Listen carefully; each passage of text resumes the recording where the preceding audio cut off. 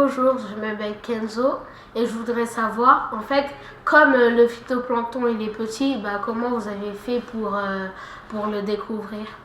Alors, salut Kenzo, je m'appelle Pierre-Luc. Le phytoplancton, on l'a détecté la première fois parce qu'il bouchait les filets de pêche.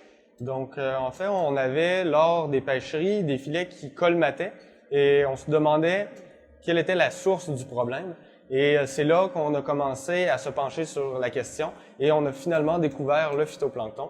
Ce sont des petites cellules, des petits organismes microscopiques. Donc, on les voit pas à l'œil nu, mais on peut les voir à l'aide de d'autres systèmes. Donc, que ce soit la couleur sur un filtre, par exemple, si on filtre de l'eau, on peut voir une couleur verte ou brune apparaître, ou encore à partir de d'autres instruments, comme des microscopes, donc on peut voir les cellules, ou encore, on a des nouveaux systèmes présentement qu'on appelle imagerie automatique. L'appareil que j'utilise s'appelle le Imaging Flow Cytobot, ou le IFCB.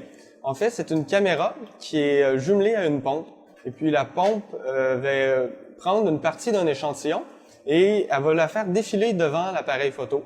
Et l'appareil photo, la caméra, va enregistrer plusieurs images à chaque fois qu'une petite particule, qu'un petit organisme va défiler devant. Et puis, c'est ces images-là que je vais analyser par la suite et essayer de voir par rapport à l'environnement quelles sont les ressemblances ou qu'est-ce qui pourrait expliquer qu'une espèce est présente à un certain moment et à un certain endroit. Lors de notre mission cette année, j'ai beaucoup vu d'une primnésiophyte qu'on voit, on appelle Phéocystis. Donc, c'est une petite algue qui fait environ 4 microns, très petite. Donc, pour donner une idée, un cheveu, la largeur va être environ de 15 à 20 microns. Donc, c'est encore plus petit qu'un cheveu, peut-être la moitié, le tiers même.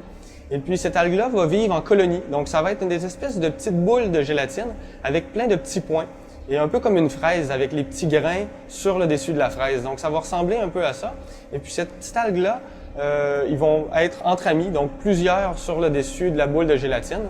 Et ils vont se reproduire comme ça, ils vont grossir. Donc, on peut en avoir énormément dans l'eau.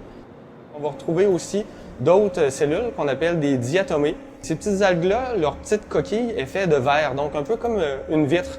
Ça leur permet de voir à l'extérieur, de capter la lumière pour faire de la photosynthèse et avoir leur nourriture pour grandir.